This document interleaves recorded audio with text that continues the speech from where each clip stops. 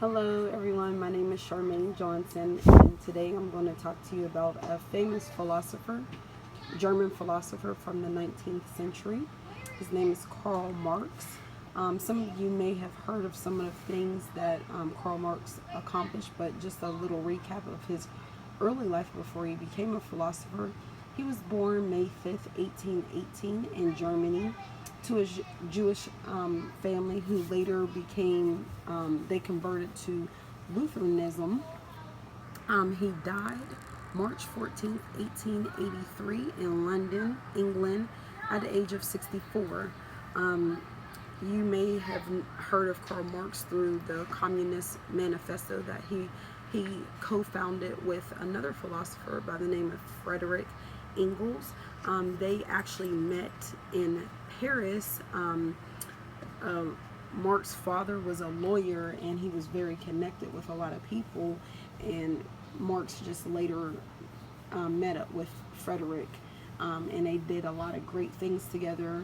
The Communist Manifesto is probably the most famous, which was published in 1848. Some of the views of the Communist Manifesto was the fact of social equality.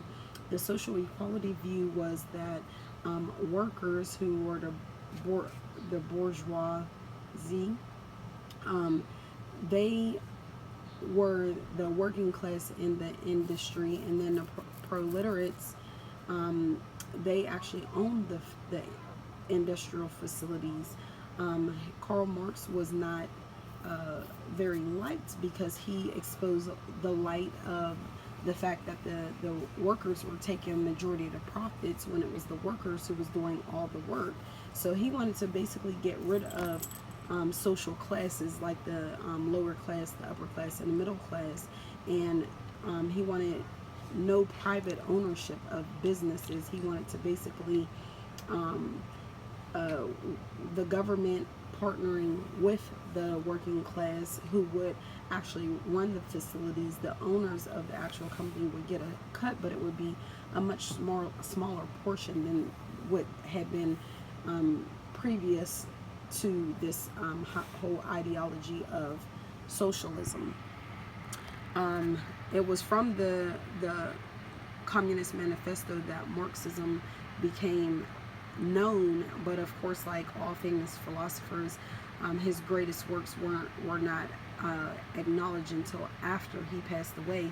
But Marx was known for his impact on history, his impact on economy, and his impact on government. Capitalism was one of the evolutions of socialism, and today that's what the United States of America goes on. Capitalism, you come up with an idea, you get paid all the profits on it, and you have workers that work for that actual company. Some other things that Marx believed, that the workers were actually underpaid, and one of the companies today that I can relate to some of the views that Karl Marx was talking about is Walmart. Walmart was very heavily persecuted in media for the fact that they underpaid their female workers. It was brought to light that their male workers were actually getting paid a little bit more, and I know it's not gender equality that Marx was talking about. It was more, if you do a particular job, you should all get paid the same amount of money.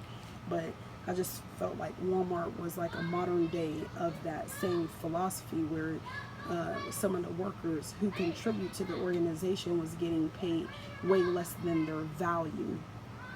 Another belief that Marx had was that of transformation of labor, and he argued that the transformation of labor and the capacity to transform natural labor power was different. And one of the comparisons is how spiders weave webs, just like basket weavers weave baskets. He said the difference between a spider who, although the work that they do is so immaculate, the difference between the basket weaver is human mind. You know, humans think of a concept and then they actually bring it to life, whereas the spider is only doing that particular job because of its natural abilities. That's what it was purpose to do. So he really shed light to that concept as well, and I believe that is a great thing, because although a lot of animals do wonderful things, they're not doing it because of their imagination. They're doing it because it's their natural abilities. Well, I hope after this video you have a little bit of a broader overview of Karl Marx and his impact on government and the economy. Stay tuned in for more videos to come. Thank you.